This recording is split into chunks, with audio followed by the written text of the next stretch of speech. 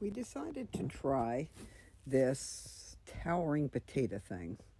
We didn't have any straw for the first couple of rows, so we use leaves. We'll see how that works. Not sure. We've got 50 pounds of manure and fertilizer soil that we got 5 for $10 down at Lowe's. So we're just going to layer it. We've got purple potatoes going in first.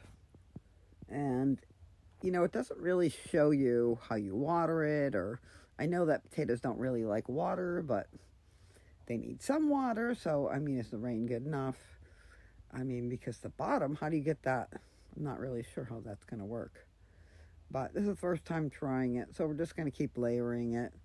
And I'll speed up the process for you so you don't have to sit here all day and watch it. But red's going in first. Purple. And then we'll do some white potatoes halfway up. All right. Thank you for watching. And we'll keep you informed on how it's all going.